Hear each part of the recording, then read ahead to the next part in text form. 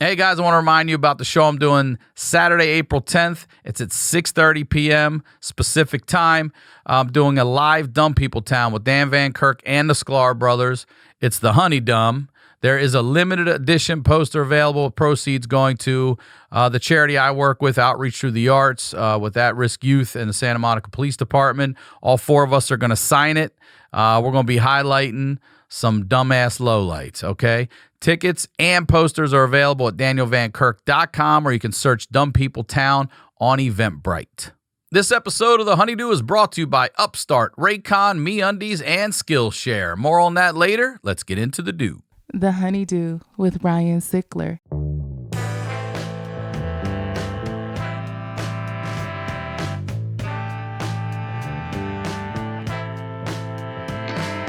Welcome back to the HoneyDew, y'all. We're over here doing it in the Night Pants Studios. I am Ryan Sickler, ryansickler.com, Ryan Sickler on all social media. Thank you for your support. The YouTube community continues to grow. Please subscribe. You're getting audio on Monday, video on Tuesday. And if you'd like another episode a week, my Patreon is the HoneyDew with y'all, where I'm highlighting the lowlights with y'all. And y'all have some fucking stories. I'm speechless for once. The stories I am hearing and getting back, I knew we would get wild stuff, but there's just no way to predict what you guys are bringing. So look, it's $5 a month. I know that's a lot of money for people right now, but if you're in for the long haul, you can sign up for a year. You'll get over a month of free episodes. All right. Santa Monica Music Center, where I record here. I want to tell you about the program we're doing, Outreach Through the Arts, with the at-risk youth in the Santa Monica Police Department. I'm just very excited about it. We're teaching kids about podcasting, cameras, everything that goes into a free podcast that isn't free to bring out there for you guys to shit all over every week in the comments section. So very excited to work with these kids. You'll be hearing me talk more about that. Want to promote it. And if you or someone you know is looking to take music lessons, SantaMonicaMusic.com. You use the code HoneyDew. They'll give you a free lesson when you sign up for a package. All right. That's it. That's the biz. We're over here highlighting the lowlights. These are the stories behind the storytellers, as I always say. Today's guest is back. I'm very excited to have the one and only Dr. Drew, y'all. Yeah, Welcome buddy. back to the HoneyDew. Speaking of lowlights, here I am. Look. And I love that they shit all over you, too. All over. I did one episode, which we're not going to talk about COVID today. We did one episode when I actually had it. Yeah. Did one episode with Giannis Pappas about his experience and mine, and the tale of two coronas about how he almost died. Yeah. And we were I still don't have my smell or anything. What are they going to shit on? What's the problem? They're sick of hearing about it. And I was like, this is just our story. Like, this is what happened. I had it too, so let's now you and I get into it. Right. Let's share our stories together. You kindly came on After Dark, my show, and talked about this stuff. So listen, man, I've looked up to you for so long. It's a pleasure to sit across from you, and at any point. You losing weight? Yeah, I'm eating better right now. I'm trying to do better by myself. I have a 5-phase plan when I became a single dad, and unfortunately, health should have been at the top, but mental health was more than physical. I'd rather, at this point in my life, Dr. Drew, I'm not trying to work on my abs or anything. I'm trying to work on me. Good. You know what I'm saying? Well, you started therapy after the first time You got me on to the, I had this real quick. Promote everything you'd like first, please. Go to Dr. After. It's all at drdrew.com. Just go to drdrew.com. It's all there. So my daughter almost got hit by a car, and it unleashed this anxiety that apparently had just been lying dormant for decades, that I didn't even know was in there building or, working its way up. And that made me just, in a sense, lose it. And two things that stood out were, I became incredibly scared of heights, and I mean realistic. In a plane, that looks cartoonish to me, but 3-4 stories up, looking over. Yeah, but the anxiety can generalize. It can start to move into other areas and sort of amplify other phobias and things. So. It was that, and it was flying. It wasn't even the landing. It was the takeoff. Once we were up, we're good. Yeah, and it got to me. And you said that when you had reconnected with your father, some things like that had started to shift for you, is what you had told me. In my therapy, yes, in therapy. But I had fear of flying before. I had horrible anxiety disorder for a long. I mean, you fly nonstop. Well, how did you get over it? For a while there, it was bad, and it's one of these things. I'll tell you what happened. The way a fear of flying goes, it's usually somebody who doesn't have it, and then it kind of comes on, and then it goes away very suddenly. Okay, good. And you're ready for it? I'm ready to turn it go away. I had to fly.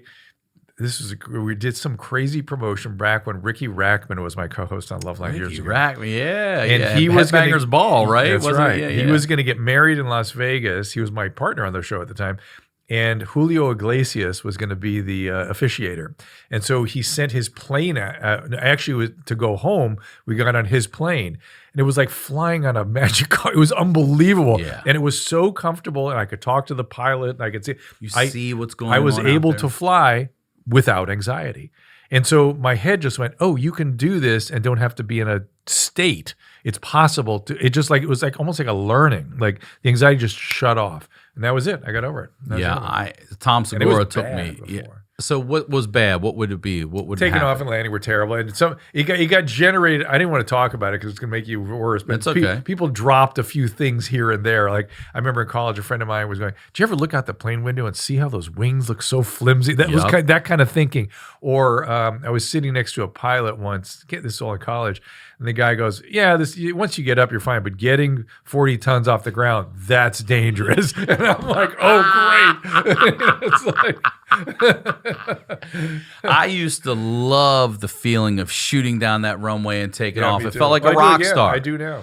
And when Segura took me on, we were on this private. So we were on this private jet that was coming back from Nebraska in a snowstorm. Like, here we go, fucking Richie Valens, here it comes. And he's like, well, we have to upgrade to a bigger jet that can handle this. And I'm like, oh, I don't like, can we just... So we get on the thing and we take off, and you're right. It felt like this just magic carpet, lift up and go. And then I said, why? I'm talking to the pilot, so I'm like, where's the why is this so smooth? And they said, we fly above the turbulence. I'm like, huh? They're like, we fly 10,000 feet above commercial airlines. I'm like, there's nothing up here? Like, nothing. And that did it. And it's faster, I was like, this is, we zoomed, and I was like, okay. So it's like you can do it. It's like you manage your anxiety and it goes away. It dissipates. It sort of extinguishes. But my anxiety, what I was talking about my anxiety was, it was not connecting with my father, which is an interesting thing you said there. I thought it was connecting. Well, listen, you'll like this, Dr. Freud. It was connecting with my feelings.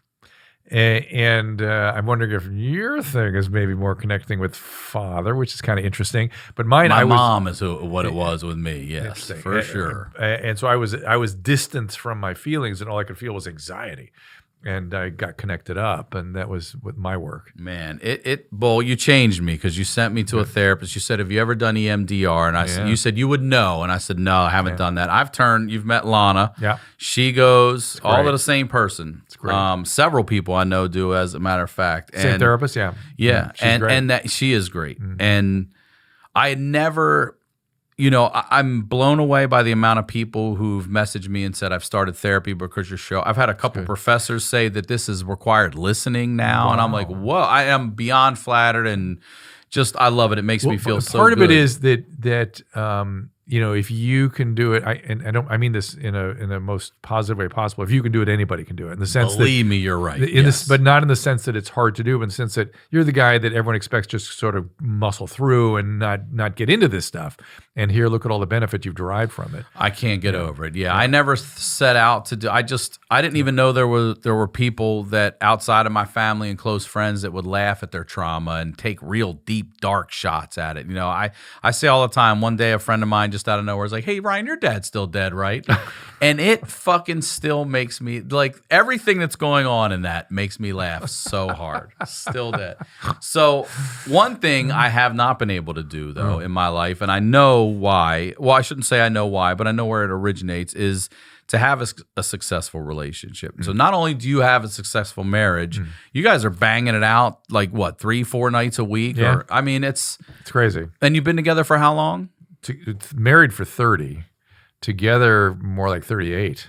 It's insane. Because I tell this story about this older black guy named John Lewis that I worked with at UPS. Shout out to UPS Baltimore Hub, Primary 1 Joe Avenue.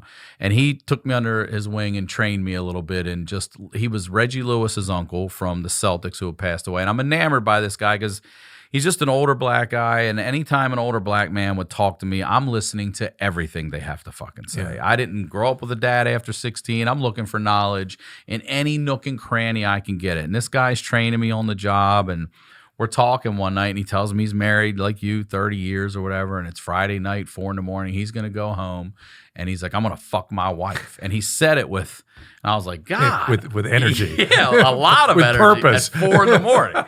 And I'm like, what's the secret? And he said, Ryan, you got to make that pussy pop. And he screamed, and I was like, oh, the secret to a longevity is pussy popping. So what's your version of pussy popping, Dr. Drew? What is your secret? You got to want to pop the pussy.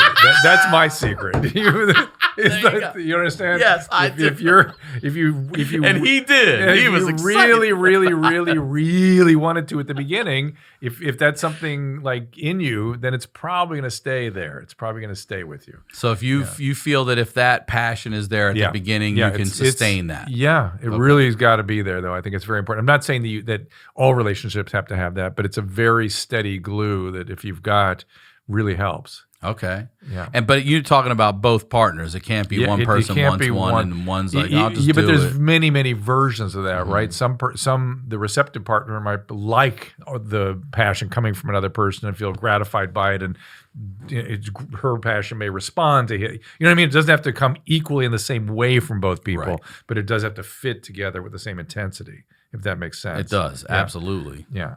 So, I mean, look, my parents had a failed marriage, and I'm sort of was in the same pattern. My dad and mom split. They got back together and tried it again. So did I. Well, for the longest time, it's always been in any relationship I've been in, it's like, oh, we're not a good fit together. But I shouldn't say I never. I got there quicker than most people. I was like, man, you're the common denominator in all your bullshit. I realized that I'm the common denominator in all of my relationships, and I realized I haven't had success in any long-term relationship, not one. And sometimes I'm certainly at fault for doing dumb shit. I've cheated before, or I've just neglected, or whatever it's been. But I wanted to learn what I'm bringing to the table, and I'm learning what I'm bringing to the table. And now I practice so much more, gratitude and being present. And I learned that from being a parent too. Like, hey man, you got to do that over here too. Yeah, it makes like a big difference. Yeah, it's a huge difference. And also just, helping out with these kids, like all these things, ways I can help other people is beneficial. I see some of them in me. I'm like, man, I wish I would have had like Alana in my life when I was 16 or 17. I do feel like I've been stunted in a way. I say this. My father died at 16. My mom's gone. I feel like it stunted me 10 years in certain aspects. Mom split the family early on. Didn't you go back and talk to her since? I mean, when I turned 40 or 41, but not since 18, But where was I saying? Well, all the shit you brought. Yeah, everything I've brought to it comes from these things. Yeah, of course. And it goes all the way back to the beginning, and I feel these traumas, and I learned that like the end of a breakup is you're feeling something you've been conditioned. I'm feeling these feelings of funerals and all these other things again are coming back, and it's just so overwhelming. And then having a daughter definitely calmed me down. Like, calmed you down. Yeah, I knew it would. I hoped I had a daughter because I grew up with brothers. Everyone's aggressive. It's all testosterone. Give me something a little different. And she does. She makes me look at things. So you're saying such men a and women are way. different? How dare you? Cancel this guy. Cancel Sickler culture. right Thank now. you for my daughter. So, but I've never, I feel like I'm good at a lot of things. I feel like, I don't know, parenting's a long-term game. I'm good. I say it all the time. Right now. I'm doing a good job now. Yeah. I know in 2 years I can fuck up and do something well, it also dumb. changes too at each developmental stage. It's a whole different task. So right now is good. I feel like just I'm a learn to good bite comedian. a hole in your goddamn lip. That's that's something it. you got to learn. And that's the real thing. I say all the time. I'm a smart ass by nature, and then a professional comedian on top of it. To shut my fucking mouth is so hard. And it's an important skill. It is. Yeah. It's and I've learned to listen and not be so reactive. I learned the more you shut up and let someone talk, the more they'll fucking say and give to you. Yeah. I was so quick to want to have everything right away and get resolved. And now I realize that most of the time, if you sit, they'll tell you everything and then the shit will take care of itself. It's taken me a long time. Oh, I was saying it stunted me by 10 years. That's what I was saying. Yeah. Emotionally, financial. I didn't know anything about money. I just knew save it, spend it. I didn't know how to make my money work for me. And hell, I didn't even have it to give to make it work for me, you know? But as far as street smarts and hustle and grind, I feel like I'm fine on that. I'm here on that. But learning about relationships, money, how to do this, how to do that, I'm behind. Yeah, the more subtle stuff. Yeah. Well, human, almost nothing is more complicated than human relationships, which is why when people start talking about polyamory and that stuff, I just keep saying, look, there are armies of people out there to try to help two people have a good relationship. You bring another one in, my head comes off. It's I can't keep it all straight. It's too much. It is too much. This circle of people I've been putting around me professionally and personally has been nothing but positive. It's taken a while to get to cut those, anchors off the ship and let that shit go. But I see the more and more I surround myself with good people, more and more good things are happening. Well, of course, right? Right. That's another good axiom. Just anybody that's listening, take that one home. Put that one in the bank. That's a good one. It's taken me a while. This person I feel sorry for. We're still talking to this guy about he's still in the same place since high school. Like, you got to go, bro. You're not even working on yourself. If you don't work on yourself, you don't bring anything to the table, I can't fuck with you anymore. It is really it's frustrating and sad to have to let people go like 50. that. That makes me crazy. Right? Yeah, I hate that. Let's take a quick break and tell you about our first sponsor, Upstart. If you have multiple credit cards, you know that tracking multiple balances, due dates, and website logins can be stressful. Upstart makes things simple with one monthly payment in one place. Upstart is the fast and easy way to get a personal loan to pay off your debt all online, whether it's paying off credit cards, whether you're consolidating higher interest debt, or you're funding personal expenses. Over 500,000 people have used Upstart to get a simple fixed monthly payment. I know a lot of you out there have. That's why they keep coming back, because it works. You guys have hit me up, and I'm so glad that it's working out for you. It's saving you money and time. And Upstart will find smarter rates with trusted partners because they assess more than just your credit score. With a 5-minute online rate check, you can see your rate upfront for loans from $1,000 to $50,000. You can get approved the same day, and you can receive funds as fast as one business day. If debt is taking over your life, it's time to get a fresh start with Upstart. Find out how Upstart can lower your monthly payments today when you go to upstart.com/honeydew. That's upstart.com/honeydew. Don't forget to use our URL to let them know we sent you. Loan amounts will be determined based on your credit, income, and certain other information provided in your loan application. Go to upstart.com/honeydew. Our next sponsor is RAYCON. Now, I don't know about you, but I feel like I'm always looking at a screen now more than ever, especially. And whether you're an avid news watcher or if you're in serious need of a distraction, unplugging yourself is easier said than done. One of my favorite ways to rest my eyes and still get the content I'm itching for is by putting in my RAYCON wireless earbuds and listening to something great like the HoneyDew. Whether you're catching up on your favorite news podcast, bringing an audiobook, or powering through your workout with a pumped up playlist, a pair of RAYCONs in your ears can make all the difference. Look, they've been sponsoring us for a while. And again, thank you guys for supporting RAYCONs. They're great.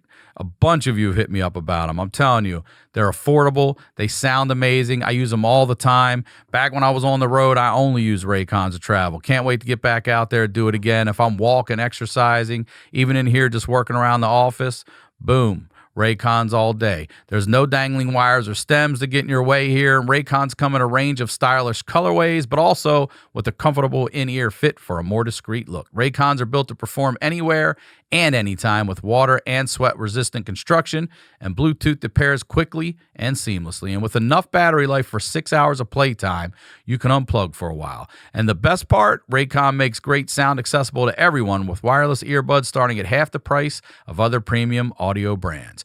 RAYCON is offering 15% off all their products for my listeners, and here's what you got to do to get it. Go to buyraycon.com/honeydew. That's it. You'll get 15% off your entire Raycon order. So feel free to grab a pair and a spare. That's 15% off at buyraycon.com/honeydew. Buyraycon.com/honeydew. Now, let's get back to the do. So what do you attribute? Talk to me about some things. Did your parents, I can't remember, were they together? Yeah, and so was my wife. Were they in love or No. did they stay together? They stayed together. Okay. Well, I couldn't tell. They were so emotionally sort of not there for me that I don't know what to call it. They certainly they probably wanted to be together, I think.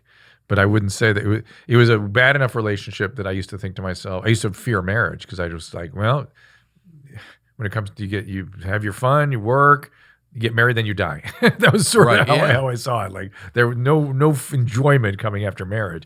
And I was shocked to find it otherwise, really surprised. But yeah, they did not have like what I would call a healthy relationship.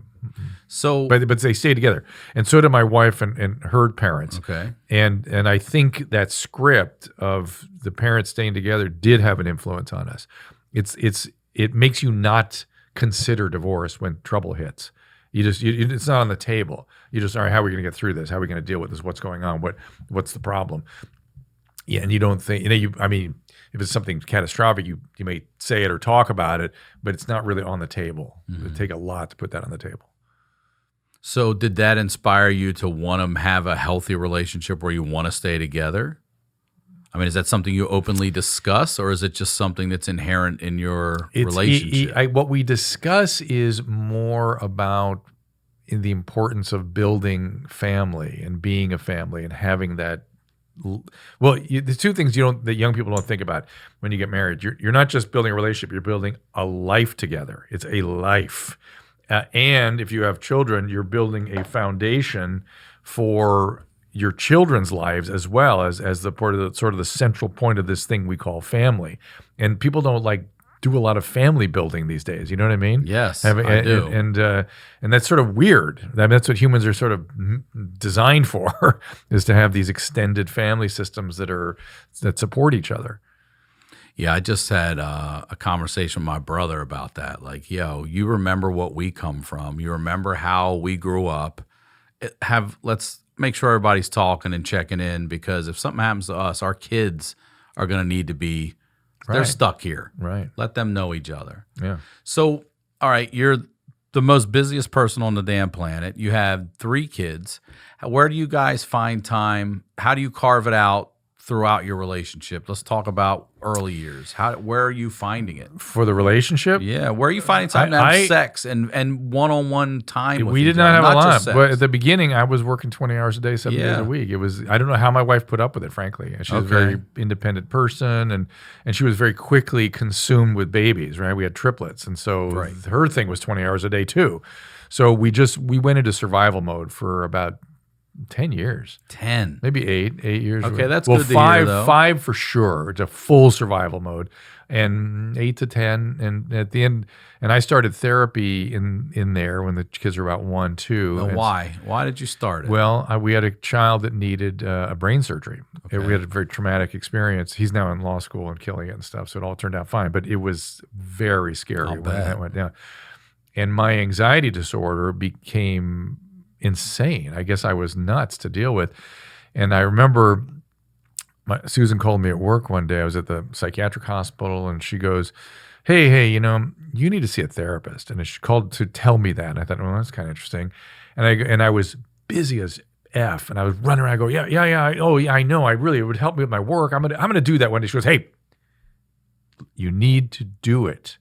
And it literally sent a chill down my spine. Wow. I got the message. She's like, do it or else, because this is not working for me. This sort of was in the message. Like, you're losing it. It's hard to be around. I mean, it was all so much packed into that. Hey, call somebody. And I put the phone down and called somebody immediately. And best thing I ever did. And so 3 kids, nonstop hours. How do you do it now then? Where are you making time? Now it's great. Now we work together. We travel together. I mean, she's producing all of my digital stuff, and she's really good at it, and she has purpose and feels good about it. So it hasn't always been this way. We're together all the time now. Now almost you to the point where she's like, it's like maybe a little too much. Don't you want to go have dinner with Ryan tonight with with Corolla or something? But it's been great, I think. And so I feel like we're in a weird way, maybe closer than ever. In a weird way. Really? Yeah.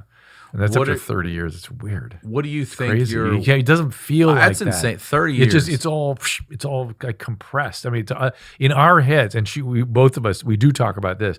We're kind of experiencing time in the same way. We both feel like we're 24. We're just same as where we were 26, 28, whatever. Same, which is weird and good, lovely. To have that renewing. What would you, if you're being honest about yourself, what would you say your weaknesses are? My weaknesses, I got lots of them. The anxiety stuff is always bad. Although I've compensated for this, you'll hear this from other people who you don't want to, doesn't seem like this is true. I am very shy. I'm super shy. If I don't have a purpose in what I'm doing, I just completely withdraw. I get that. Okay, good. I'm not a chatty Cathy. I've never been there. It's worse than that. I can't walk in a room and feel comfortable. Oh, really? Unless I have something to do when I walk in. I at one point I feel like have to work at rigorous honesty. I mean, I am rigorously honest. I had a tendency to exaggerate.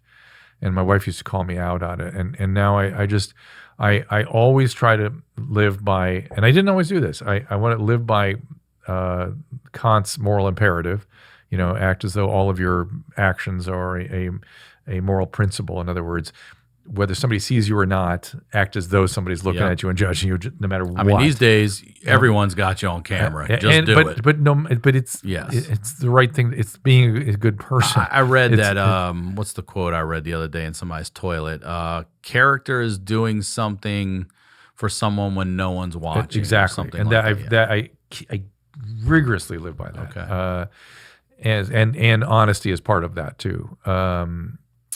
And I do, and over time it becomes very easy, very fast. Interestingly, once you adopt that as your just ironclad strategy, it becomes habit. I do listen to a lot of podcasts on virtue philosophy and stuff, and they always talk about what do you do if you find a wallet full of money? I go, I don't care. I would find the guy. I would give it back. I don't care.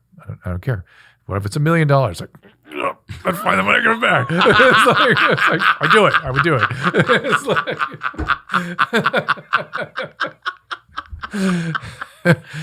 but those are the kinds of thought experiments you got to do with yourself. So when these things happen, you've got to be. And Stoic philosophy has helped me with that too. Do you ever talk to Ryan Holiday? No. Good guy. He might come in. You got to ask him. He'd come in. All right. Okay. Other weaknesses I've got. I am actually not sturdy physically, and probably not emotionally either. What do you mean? COVID destroyed me. I was destroyed, and I'm still walking up these stairs still tired. I'm not crazy. Sturdy. I wish I could be a Navy SEAL but I would have been out quick because I just am not that. I genetically, I'm not sturdy. And so I have to work at pushing myself, which I find, again, also becomes really easy after you've done it for a while. But I, can get sick really easily and I get tired really easily and shit that I wish I didn't.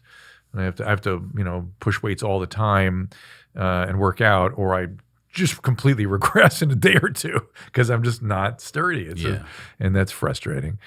Other weaknesses, I think I can be irritable, like particularly after COVID, I had some personality changes where I was more irritable, and I don't dig that.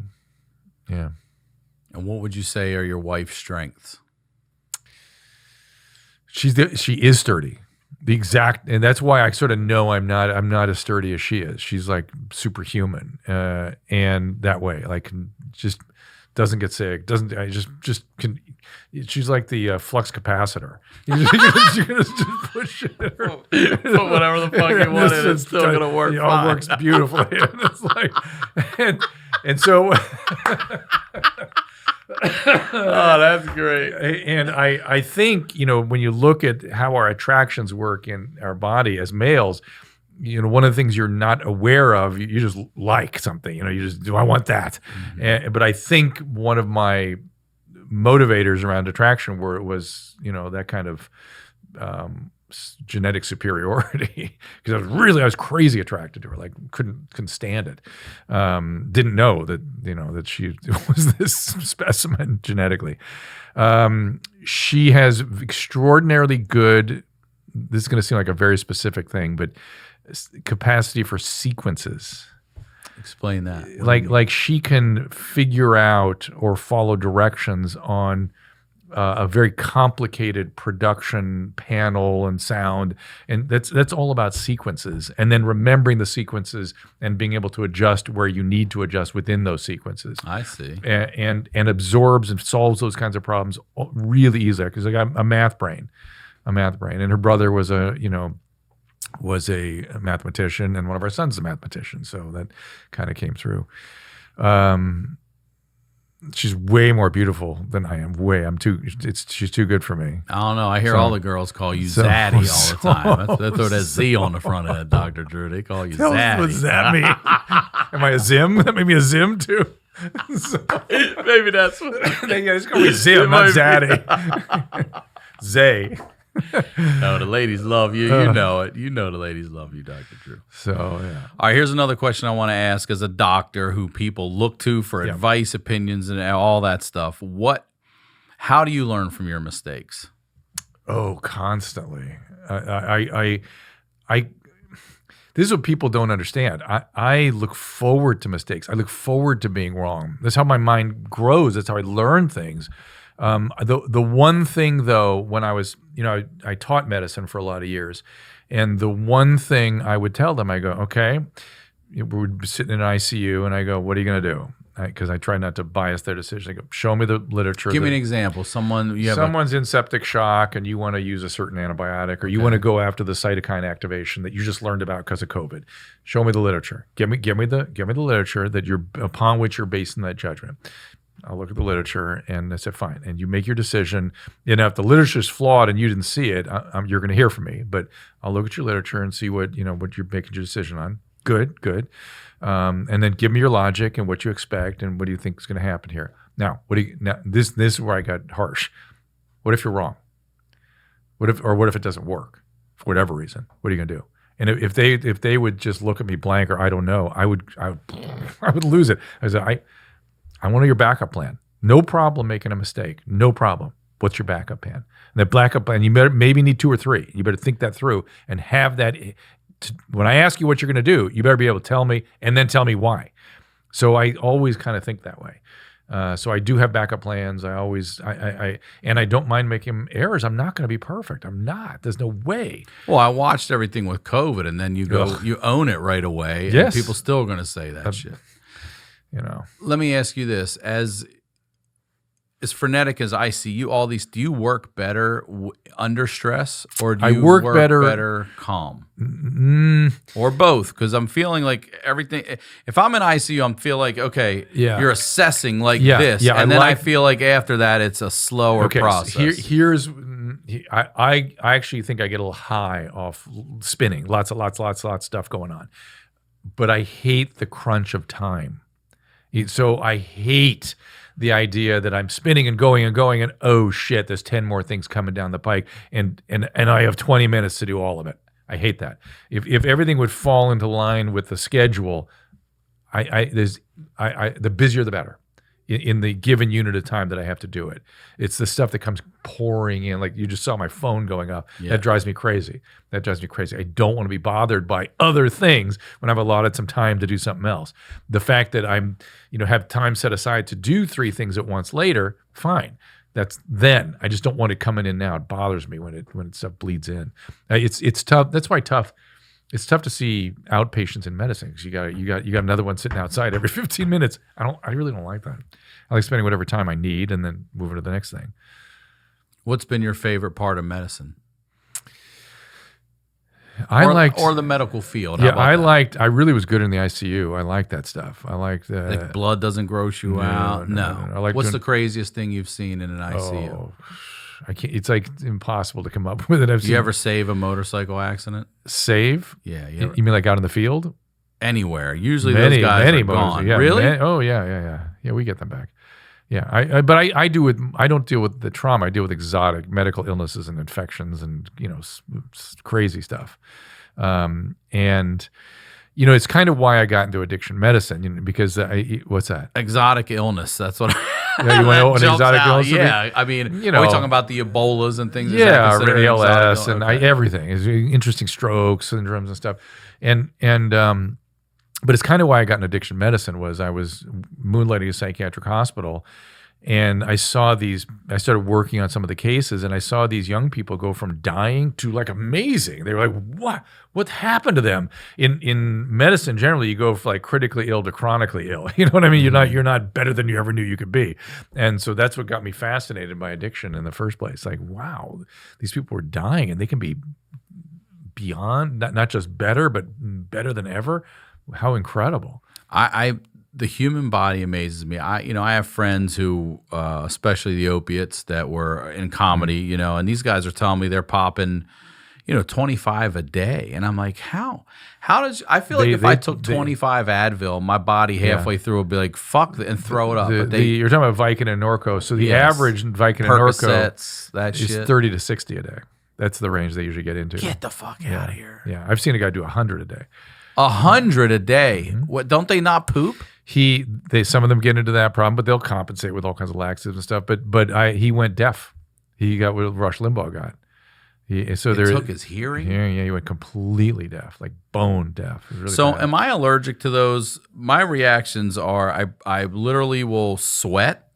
I will throw up. I will get hives. I will get the itches. Here's the great news: you don't have to worry about opiate addiction. I hate it. That's right. I don't. My like doctor's got it on file. He's Yeah. like, he wants to give them to me. I'm like, no, Yeah, I'm not. I like 'em. I will sign a document refusing. But to take I your actually, opiates. I'm so aversive to them that I'm a little jealous of my patients. They love them so much. They must be experiencing something very nice. So is that a genetic? Is it genetic reaction? It's not. I mean, the itching and the formication. that's the heroin and shit in there. Yeah, it's sort of an allergy. It's just an intolerance that people get from it. It's called formication, like ants crawling. God, I fucking hate it. Yeah, I'm always the same way, but everyone's different with their stuff. What? All right, as a father, okay, my daughter's 6 years old. Okay. All right, we're getting ready to go back to school 1 day a week, hopefully 2 at some point. God bless. I think. Look, I'd rather my daughter be a good friend than a good student. I would. I don't want her to be Fs. And I don't think she will, because the other day she looked at me and she said, Dad, I want to be the best student. And I was like, that's what I'm talking about. Now let's work on that. We got to work on that. It doesn't just come to you. Yeah. So, this homeschooling, I'm not qualified to homeschool. I should not be teaching children. No, well, these kids I can. I can't teach her what's going on there. Yeah. But I feel like kids are missing out on the hugs. Oh, this is a mess. The seeing someone get in trouble. You understand that no other country on earth did this except America. I didn't know that. Is that right? The most stringent lockdowns I could find anywhere closed schools for 2 weeks. 2 months. I'm sorry. And that's it? It's the longest lockdown I could find in any country. In the world. That I could find. Now, maybe somebody can check me on that, but that's all I could find. And because they consider it an essential service, that you can't do that. Yeah. It's education. It's education. It's the trajectory of the rest of their lives. We are seeing social phobias. Think about this. You're supposed to develop the skill of social interaction at school. You're not going to get that opportunity. And then we're going to tell you stay away from everybody, 6 feet away from everybody. And if you go near, it's going to kill your grandmother. it's like you're nervous around everybody. The social phobia is often. Yeah, I talked to a psychiatric colleague of mine who was a child psychiatrist, and so she's seeing a lot of 8 to 15-year-olds. I go, what are you seeing? She goes, anxiety, depression, anxiety, depression, anxiety, depression, anxiety, depression. She goes, it's out of hand. It's unbelievable. Yeah, we have destroyed a generation. Well done. Well done. We will look at the school closure as the greatest misadventure, maybe of the century, but certainly of this particular pandemic. Yeah, huge misadventure. Terrible, man. Terrible. It's disgusting what they've done. It is terrible. I can't. Ugh. I can't sit there and when I watched a suicides kid up. get in trouble at school, I was like, man, I don't want to feel like that fucking kid. I don't want that to happen. It would put me in check. There's going to be these COVID kids that are going to be running around. They're going to be just, probably pulling their dicks out and doing everything else. That's already happening. Listen, that's right? happening, and it's happening on the damn screens that they sent home with Yeah. them. Is it really on the screen they're doing that? Up 150%. Just the sexting and stuff with like 8-year-olds and 9-year-olds using the very screens they sent home. Can you imagine this? No. I mean, I can. God. I'm worried about it. I'm worried about everything. I've got a 17-year-old. I know you got anxiety. It's good. Yeah, we got anxiety. I talked to him like, for us sexually, it was if you touched a girl over her sweater, if you touched her boob, you were King man. Kong. I'm the king of the world. Yeah. To get under a sweater, over a bra, now it's fucking fisting.com and everything else right off the bat. And I'm trying to teach him like we have a bigger issue because consent is everything. Yeah. But we have to teach our kids that consent is everything. However, you got to ask if you can fist. Well, you got to ask if you can. I'm writing choke. a book on You got to consent ask with if my you can daughter. spit in this girl's mouth. I'm writing a book on consent with my daughter. It's coming out in September. Are you really? Tell me about it. I can't. I'm not allowed. It's sort of embargoed and stuff. But it's we sort of not condensed. We expanded the notion of consent to a lot of areas in relationships, and it's really kind of interesting when you start thinking about it and really thinking through what's necessary for healthy boundaries and appropriate kinds of consent requests. Kids are confused, and my kids, my kids are in their late 20s. They're scared. They're scared. Their college years was Me Too, and they were like, I don't want to be seen as that. Yeah, I don't. right. So they're afraid to act. They're afraid to drink around a woman, and then interact. Like you could be. It's very, very crazy.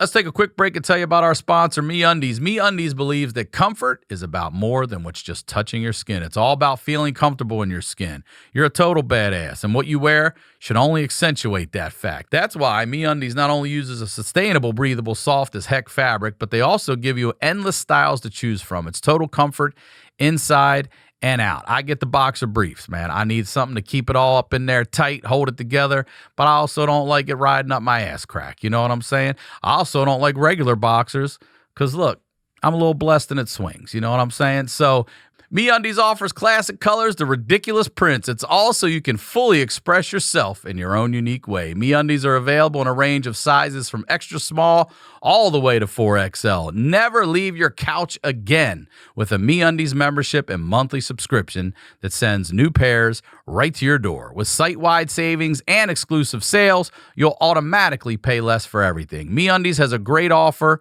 for you guys. For any first-time purchasers, you get 15% off and free shipping, all right? MeUndies also has their problem-free philosophy. If you're not satisfied with any product for any reason, they'll refund or exchange it. No caveats, no questions, all right? To get your 15% off your first order and free shipping, go to MeUndies.com/honeydew. That's MeUndies.com/honeydew.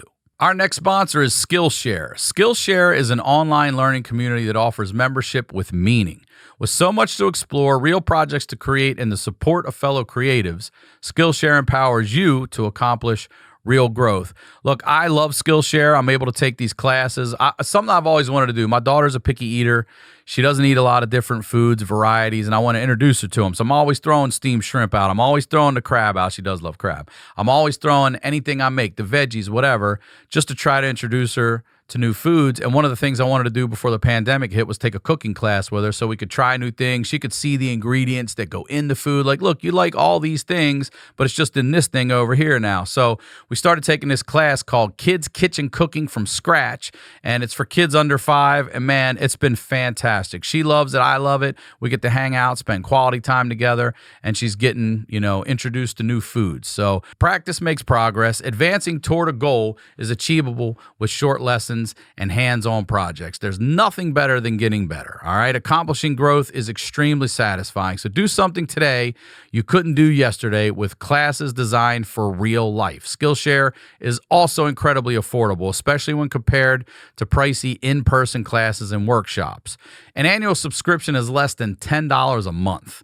All right. So explore your creativity at Skillshare.com/honeydew. Get a free trial of premium membership. All right. Go try it out. You'll have fun. I'm telling you. What are you doing at home right now?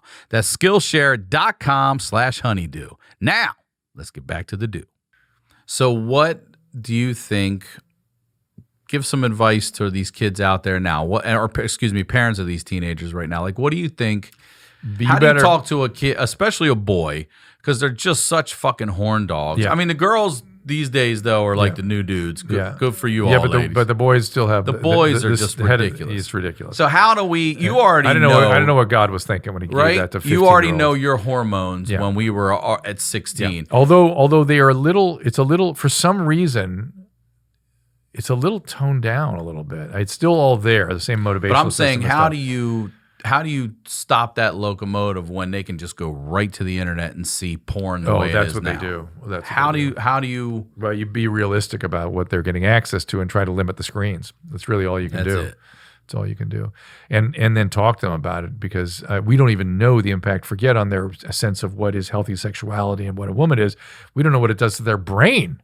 They're looking at this stuff at 9, 10, 11. I mean, yes. If this were some random primate that we were exposing extraordinarily stimulating material to, would we be surprised if it affect their brain development?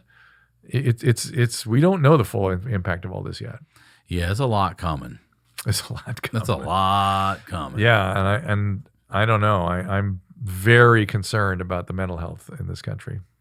I'm with you. I'm worried about the kids. I couldn't imagine if we had lost a summer of our lives, a year of our lives, in the prime of your life. It'd be one thing over in the 80s. Like, I don't need 88. Fuck 88. But 9, 10. Oh yeah. Man. Yeah. So, I mean, how would you come back to Little League if that's how would you even do that? And you'd have a whole new set. Everyone's at different stages of development now. You didn't get the opportunity. Maybe your dad took you out and threw the ball around a couple times. You didn't play any games. How would you, just that simple thing. So I talked to a lot of people from this podcast who suffer depression as well, and you said suicide is up. Up. Really? What age range? Are we talking about everybody? Everybody, but it's up in young teens and teens, and particularly young females. But that's been coming for a while. It's just accelerated. I think the group that got most affected by this is 8 to 15-year-olds. I think that's the group that is really going to be in trouble from this. And we have to. It's not just about getting their cognitive development back on and their social development back on track. It is their mental health has got to be dealt with. And that's not a parenting issue. That's a medical issue.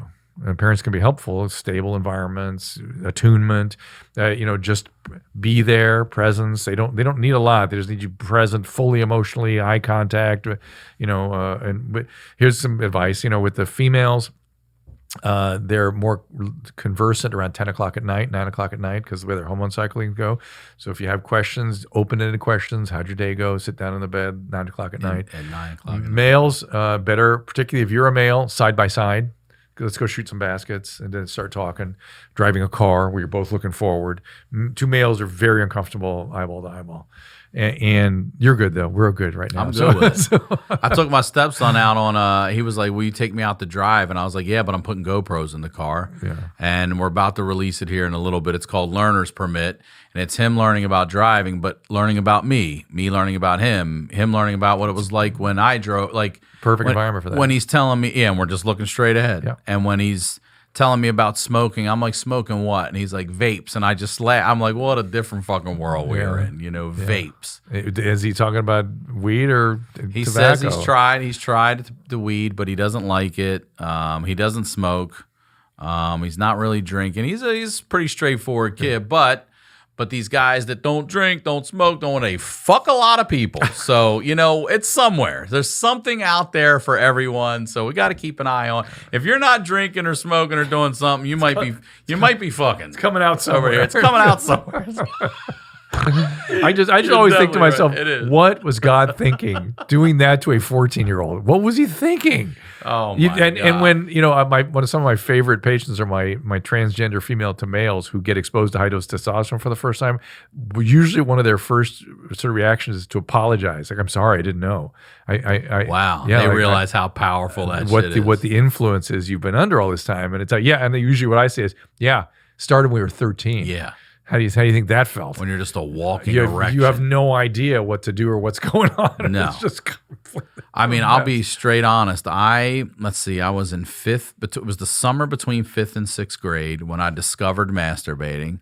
I was on the top bunk. My little brother at the time, my mom thought it'd be a good idea to put me and my younger brother in a room and my twin brother in his own room, and quickly realized I should keep the two that are going through the same shit in the same room. But I didn't even know what masturbation was. Right, I was just laying in bed. I remember in the sex education courses in the 70s, I couldn't understand the difference between menstruation and masturbation. There were two M words. That's all I could figure out. But I laid on my back and I just was touching it, flicking it, and all of a sudden this thing happened. And I was like, oh my God. I broke it. I was scared, but it was amazing. Yeah. And then it was every fucking night till I was 48 years old. Until every night until today's Friday. It's Thursday night. Thursday night. And I mean, to this day, it is a foolproof sleep aid for me. If I can't get to sleep, I'm knocking one out and I'm done. Yep. I go back to the spank bank or whatever. Boom. I've been fortunate enough to have some good memories. So it dawned on me. I was in 7th grade. I tell you, between 5th and 6th, I do it, and I'm just doing this thing where I'm just sort of laying down and cat pawing the fucking thing. I don't know I'm not talking to anyone about it. I'm not telling anyone. I'm just playing with my own body. Yeah. And I know that like after an hour, something happens. That's it. Yes. And I fucking love it. And then one day, I will never forget this. I'm not even part of the conversation. I'm standing in line waiting to get into like math class. It's 7th grade, and I see these two guys that I knew talking to one another, and one of them says something, the other one goes, oh, ho, ho, and he does this, and I, not even in the conversation, from the back of the line, I see the grip, and I think, oh my God, that's it. I can't wait to fucking get home. Eureka! And that was the day I changed the grip on my dick. I remember it so vividly. It dawned on me like, why am I not grabbing it like that? Oh my God. But again, embarrassed to ask anyone. Of course. And there was no jerkoff.com I could go look at. Now you can get a tutorial on how to make a woman squirt, how to get blowjobs, all of it. Anything. Their average age of exposure is like age 10, 11. It's crazy. 10 or 11. Yeah. It's so easy to get.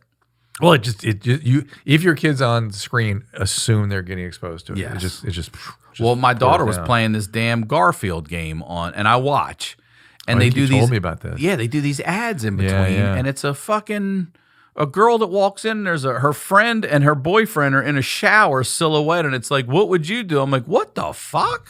What is this? I'll pay the $1 to get rid of these ads. God damn. I think that's in there. How they set it up. How do you like when you grew up? Who did you talk to about sex? Nobody. Your parents never sat you down. No. Nothing. Was it taboo, or was it just figure it out on your own? Figure it out on your own. Okay. I didn't feel there was I didn't feel any pressure or energy negatively.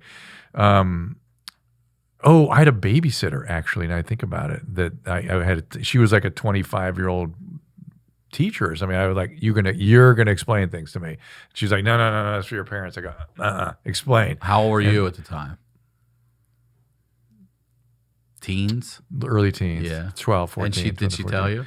Yeah, she was pretty good about it. And it was very matter of fact and whatever. And it was like, I'd forgotten about this. The spot. I didn't put her on the spot. I drilled. I was like, we are not gonna, I'm gonna say you raped me.